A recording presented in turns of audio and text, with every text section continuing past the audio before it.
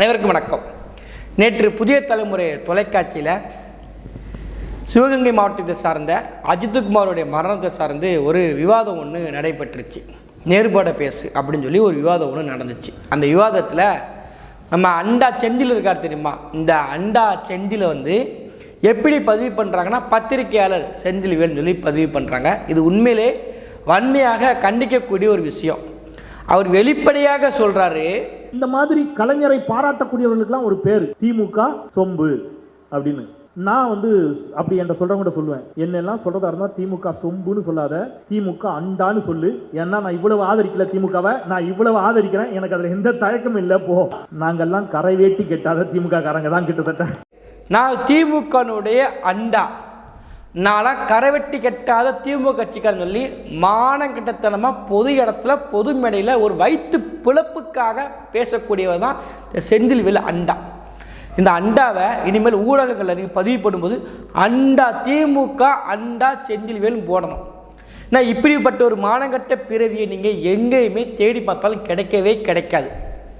ஏன் சொல்கிறேன்னு பார்த்துக்கிட்டிங்கன்னா, நேற்று புதிய தலைமுறையில் தொலைக்காட்சியில் பேசும்போது ரொம்ப சௌரியமாக இப்படி உட்காந்துக்கிட்டு இந்த திமுக அரசு மீது எந்த ஒரு தவறும் இல்லாத மாதிரி வழக்கம் போல் குஜராத்துக்கு சாட்சி நாங்கள் கணக்கோடு பேசுகிறோம், புள்ளி விவரத்தோடு நான் சொல்கிறேன். குஜராத் நடந்திருக்கு தெரியுமா, 2021 2025 வரைக்கும் கிட்டத்தட்ட இந்த 4 ஆண்டுகளில் எத்தனை மரணம் நடந்திருக்கு தெரியுமா, எவ்வளோ குறைஞ்சிருக்கு பாக்கிங்கன்னு சொல்லி மானங்கட்டத்தனமாக திமுகவுக்கு ஜாலரை அடித்து பேசிக்கிட்டு, இதில் அவர் மானங்கட்டத்தனமாக என்ன தெரியுமா சொல்கிறது, இந்த அண்டா செந்தில் 100 விழுக்காடு இதை கண்டிக்கிறேன்.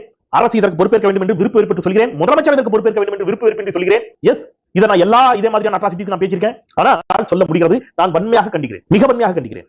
ஆனா நீங்க வன்மையாக கண்டிக்கிற இது ஒரு இடத்துல சொல்லலைங்க, 7 இடத்துல சொல்கிறேன். இப்பவுமே நான் சொல்றேன், நான் திறந்த மனதோடு கண்டித்து விட்டு பேசிக்கிறேன் திருப்பி. ஏன் நான் அதை சொல்றேன்னா, நான் முழு மனதோடு கண்டிக்கிறேன், நான் வன்மையாக கண்டிக்கிறேன். உங்களுக்கு ஒரு கேள்வி எழும், சரிப்பா வன்மையாக கண்டிக்கிற என்னையா ஓவரா பேசுறான தவிர பாம்பை வெளியே விட மாட்டேங்கிறானையா, குரலி வித்தை காமிச்சிக்கிட்டு இருக்கே பாம்பை காட்ட மாட்டேங்கப்பா அப்படின்ற மாதிரி குரலி வித்தை காமிச்சிட்டு இருக்கு. நான் வன்மையாக கண்டிக்கிறேன்ட்டு கடைசி வரைக்கும் இந்த மானக்கட்டை வன்மையாக கண்டிக்கவே இல்லை. வன்மையாக கண்டிக்கிறேன்னு சொல்கிறதே பெரிய கண்டிப்பு. இதை தாண்டிய கண்டிப்பு எதுவுமே கிடையாது. நீங்கள் யோசிச்சு பாருங்கள், ஒரு முதலாளிகிட்ட கூலிக்கு வேலை செய்யக்கூடிய செந்தில்வேலு கூலிக்கு கொடுக்கக்கூடிய முதலாளியை பார்த்து நான் உங்களை வன்மையாக கண்டிக்கிறேன், நீங்கள் செஞ்சது நாங்கள் வன்மையாக கண்டிக்கிறேன், முழு மனதோடு நான் வன்மையாக கண்டிக்கிறேன் இப்படின்னு சொல்கிறதே பெரிய கண்டிப்பு தானே. ஒரு அடிமை தன்னுடைய முதலாளியை பார்த்து நான் உங்களை வன்மையாக கண்டிக்கிறேங்க, திறந்த மனசோட கண்டிக்கிறேங்க அப்படின்னு சொல்கிறது எவ்வளோ பெரிய விஷயம். அதை தான் செந்தில்வேல் நான் வன்மையாக நான் கண்டிச்சிட்டேன், நான் திறந்த மனோட கண்டிச்சிட்டேன். ஒரு ஊடகவியலாரும் பேர் போட்டிருக்கலாம் அந்த புதிய தலைமுறையில், மானங்கட்ட செந்தில்வேலே நீ உண்மையாக கண்டிக்கணும்னா அந்த எஃப்ஐஆரில் போட்டிருக்காங்க. அந்த எஃப்ஐஆர் நம்ம போலீஸ் அதிகாரிகள்லாம் வெற்றிமாறன்ட்ட தோற்றுருவாங்க, இயக்குனர் ராமிக்கிட்ட தோற்றுருவாங்க, ஆனால் மகரி சுழற்சிக்கிட்ட தோற்றுருவாங்க, ரஞ்சிதிக்கிட்ட தோற்றுருவாங்க, சேரங்கிட்ட தோற்றுருவாங்க. ஏன் 5 படங்கள் காவல்துறை வைத்து எடுத்த 5 படங்கள் ஹரிக்கிட்ட தோற்றுருவாங்க. அவ்வளோ அழகாக ஸ்க்ரீன் பிளே சூப்பராக எழுதுவாங்க. அதில் ஒரு கடைசி வரியை பாருங்கள். ஒரு எஃப்ஐஆர் போட்டாங்க. எஃப்ஐஆர் 303/25 2025. அந்த எஃப்ஐஆரில் கண்ணன்கின்ற ஒரு அதிகாரி போலீஸ் சமையல் கம்ப்ளைண்ட் கொடுக்குறாங்க. இந்த கம்ப்ளைண்ட்டில் பாருங்கள், கடைசி ஒரு வரி ஒன்று வருங்க. அதாவது 28/6/2025 மாலை சுமார் 6:45 மணி அளவில் தலைமை காவலர் 760 திரு பிரபு என்பவர் என்னுடைய தொலைபேசியில் அழைத்து அஜித்குமார் என்பவர் மீண்டும் தப்பி ஓடி கீழே விழுந்து விட்டதாகவும் அவருக்கு வலிப்பு விட்டது. அந்த எஃப்ஐஆரில் போட்டிருக்கு 6:45 அவர் தப்பிச்சு போகிறார். யார்? அஜித்குமார் தப்பிச்சு போகிறார். அவர் வலிக்கு விழுந்துட்டார். அங்கே இருந்து கிட்டத்தட்ட பாருங்கள், அங்கே இருந்து மதுரை அரசு மருத்துவமனைக்கு கூட்டு போதுக்கு 11:45 இரவு 11:45 கூட்டு போகிறாங்க. போகிற வளம் தெரிஞ்சிருக்கு. அவங்க மருத்துவ சோதனை பண்ணி பார்த்துருக்காங்க. போன இடத்துல அவர் இறந்தே போயிட்டாருங்க அப்படின்னு சொல்லி தகவல் தெரிஞ்சிருக்கு. இவங்க அப்படி ஷாக் ஆகிட்டாங்க. இவங்க எப்படி தப்பிச்சு போயிருக்கார். தப்பிச்சு போன வீடியோ ஒன்று இருக்குது, பார்க்குறீங்களா?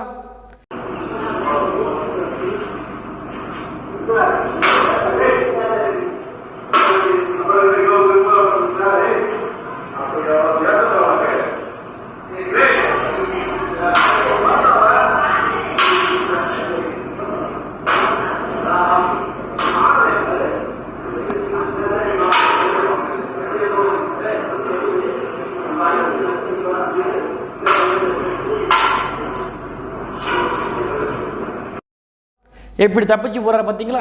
எத்தனை காவல்துறை அதிகாரிகள் சுற்றி மஃப்டியில் நிற்கிறாங்க. அந்த ஒரு 2 பேருக்கு தெரியுது, வீடியோ பார்த்தா 2 பேர் நல்லா தெரியுது. என்ன அடி அடிக்கிறான்னு பார்த்துக்கோங்க. கம்பை வச்சு பைப்பை வச்சு என்ன அடி விழுதுன்னு பார்த்துக்கோங்க. இதுதான் தப்பிச்சு போகிறதுக்கான கடைசி தப்பிச்சு போகும்போது எடுத்த ஒரு வீடியோ.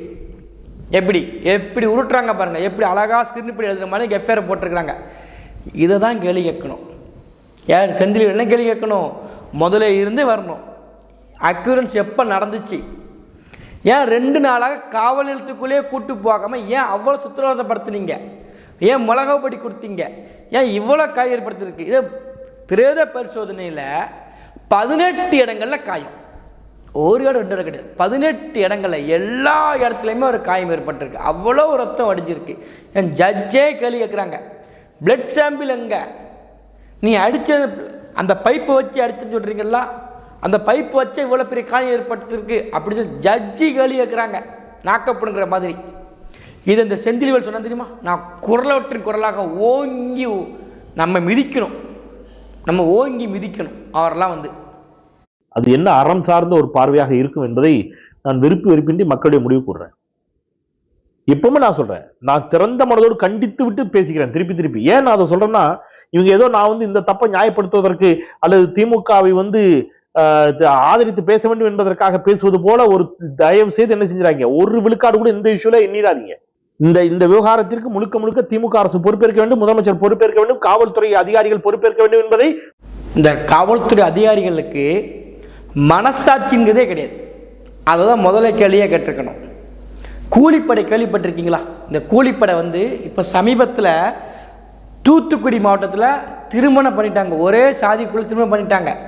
ஆனால் பொருளாதார ரீதியாக அவங்க கம்மியாக இருக்கிறதுனால அந்த பையனுடைய வீட்டுக்குள்ளே போய் அந்த மணப்பெண்ணையும் மணமகனையும் வெட்டுனாங்க. கூலிப்படை தான் வெட்டுச்சு. அந்த கூலிப்படை வெட்டுறதுக்கு முன்னக்குட்டி அவங்க போதையை பயன்படுத்தியிருக்காங்கன்னு சொல்லி சொல்கிறாங்க. திருநெல்வேலி மாவட்டத்தில் நீதிமன்ற வாசலில் ஒருத்தனை வெட்டுறாங்க, போதையை பயன்படுத்தியிருக்காங்கன்னு சொல்லி சொல்கிறாங்க. எத்தனையோ கொலைகள் நடக்கு. அந்த கொலைகளில் சொல்லக்கூடிய விஷயம், அந்த கூலிப்படையினர் போதையை பயன்படுத்தி, ஏன்னா போதை போட்டோம்னா மன ஸ்டேபிளாக இருக்கும். நம்ம என்ன நோக்கி போகிறோமோ அது மட்டும்தான் இருக்கும், நமக்கு பயம் இருக்காது. இவனை வெட்டணும், இவனை கொல்லணும், இவன் கதையை முடிக்கணும், அப்படி என்ன மட்டும்தான் இருக்கும். ஆனால் இந்த காவல்துறை அதிகாரிகளுக்கு போதையில் இல்லை, போதை கிடையாது, கஞ்சா அடிக்கலை, டியூட்டியில் இருக்கிறாங்க. திராவிட மாடல் ஐயா ஸ்டாலின் அவர்கள் விற்கக்கூடிய பெண்கள் தாலி அறுக்கக்கூடிய சரக்கு அவங்க அடிக்கலை, திராவிட மாடல் விற்கல, அந்த சரக்கு அவங்க அடிக்கலை. அப்படி இருக்கும்போது ஒருத்தன் கதறிக்கிட்டு இருக்கான், என்ன அடி விழுதுன்னு பார்த்துக்கோங்க. அப்போ இது எப்படி நம்ம காவல்துறை நண்பன் நம்ம சொல்லணும்? வாசகத்தில் மட்டும்தான் இருக்கும் காவல்துறையினுடைய நண்பன். சொல்லுங்கள் நீங்கள் வந்து. உண்மையிலேயே கூலிப்பட தோற்றுரும். அவன் காசுக்கு அவன் கூலிப்படம் தெரியும். ஆனால் காவல்துறை அதிகாரிகள் செய்த செயலை பார்த்தோம்னா அவ்வளவு மோசமாக இருக்குது, அவ்வளோ வன்மமா, அவ்வளோ பெரிய தப்பு பண்ணிட்டாரா அஜித்குமார் வந்து. நிரூபிக்கப்படாத குற்றத்தை சுமத்த சொல்லி நீதிமன்றம் தானே கடைசியாக சொல்லணும் அவன் குற்றவாளியா இல்லையா அப்படின்னு. அந்த அடி அடித்து கடைசி அந்த உயிரே இன்னைக்கு போயிருச்சு. இதை எதை பற்றியுமே கேள்வி கேட்காம, எதை பற்றியுமே பேசாமல் நான் கண்டிக்கின்றேன், நான் வருந்துகின்றேன், நான் பேசுகின்றேன், மானக்கடத்தனமாக பேசிகிட்டு இருக்கான் செந்தில்வேல். உண்மையிலேயே இது ஒரு முறை நடந்த விஷயம் கிடையாது. கிட்டத்தட்ட இதே ஆட்சியில் எத்தனையோ மரணங்கள் லாக்அப் டெத்தில் நடந்திருக்கு. இன்னைக்கு இந்த அஜித்குமாருடைய மரணம் பேசும் பொருளாக இருக்குது. எத்தனை இதே மாதிரி இறப்பு இருக்குது இந்த காவல்துறை அதிகாரி மீது இந்த அரசு நடவடிக்கை எடுத்திருக்கு. ஒன்றும் இல்லை, கொஞ்ச நாளைக்கு முன்னக்குட்டி கன்னியாகுமரி சார்ந்த ஒரு பெண்ணை அண்ணா பல்கலைக்கழகத்துக்குள்ளே போய் ஒரு அயோக்கிய பையன், திமுக கட்சியோட அயோக்கிய பையன் போய் ஞானசேகரன்ற கற்பழிப்பு பண்ணுறான். ஞானசேகரன்றவன் அந்த எஃப்ஐஆரை என்னைக்காவது நீங்கள் கேள்விப்பட்டிருக்கீங்களா? ஒரு எஃப்ஐஆர், ஒரு பெண் சார்ந்த எஃப்ஐஆர் ஒன்றும் இல்லைங்க. நீங்கள் ஒரு பெண்ணு ஒரு புகார் கொடுக்குறாங்கன்னா அந்த புகார் சார்ந்ததை நீங்கள் ஆன்லைனில் பார்க்க முடியாது. உமன்ஸ் ஆக்டில் நீங்கள் ஆன்லைனில் பார்க்கவே முடியாது. அப்போ அப்படி இருக்கும்போது அதுவும் இந்த போக்சோ, இந்த சின்ன பிள்ளைங்க, அப்புறம் இந்த ரேப், இந்த மாதிரி விஷயத்த ஆன்லைனில் எடுக்கவே முடியாது. ஒரு எஃப்ஐஆரை இணையதளத்தில் வெளியிடுது. இதை விட ஒரு கேவலம் எங்கேயாவது நீங்கள் பார்த்துருக்க முடியுமா? எந்த ஆட்சியம் நடந்திருக்குமா? இல்லை எந்த ஊரம் நடந்திருக்குமா? நம்ம ஊர் தமிழ்நாட்டில் இந்த திராவிட மாடல், பொம்மை மாடல் அரசியல் நடந்துச்சு. அதை கேட்டிருக்கணும். இந்த பல்வீர் சிங்னு ஒருத்தன் மானங்கட்டத்தனமாக யாராவது ஒருத்தங்க பிரச்சனைன்னு போனால் பல்ல பிடுங்கிற வேலையை பார்த்தார். என்ன அந்த அரசு என்ன நடவடிக்கை எடுத்துருச்சு? இன்றைக்கி அவர் வேலையில் இருந்துகிட்டு இருக்கார். அவர் வந்து எதை பற்றி இந்த அரசுக்கு யாரை பற்றியும் கவலை கிடையாது. அவருடைய குறிக்கோள் 2026 ஒரு அணியில் திரண்டணும். நம்மளும் தான் சொல்கிறோம், ஒரு அணியில் திரளணும். திமுகங்கிற கட்சியை ஒழிச்சா மட்டும்தான் இந்த குரலவற்றின் குரல் போன்றவர்கள் குரல் வெளியில் வரும். இல்லைன்னா செனப்பண்ணி மாணிக்க தின்னு பருத்து கொளுத்து காசுக்கு கூலிக்கு வேலை செஞ்சுட்டு இருப்பாங்க. கூலிப்படை. அவன் கொலை பண்ணுவான், இவன் வாயால் பேசுவான். வேறு எந்த வித்தியாசமும் கிடையாது. இந்த கொலையை நியாயப்படுத்தி பேசுவாங்க மானம் கட்டவங்க. அதனால் நம்ம இந்த மக்கள்கிட்ட சொல்ல வர்றது என்ன தெரியுமா? ஓர் அணியில் திரளணும் திமுக சொல்லுது. நம்மளும் ஓர் அணியில் திரளணும். திமுக என்கின்ற கட்சி இனிமேல் தமிழ்நாட்டிற்கு எந்த காலத்திற்கும் ஆட்சிக்கே வராதவருக்கு ஓரணியில் திரளுங்கள். மறந்துடாதீங்க. 26 இந்த அரசிற்கு அடிக்கக்கூடிய அடி இனிமேல் திமுக என்கின்ற கட்சி தமிழ்நாட்டில் இருந்துக்கான தடம் இல்லாமல் போகணும்.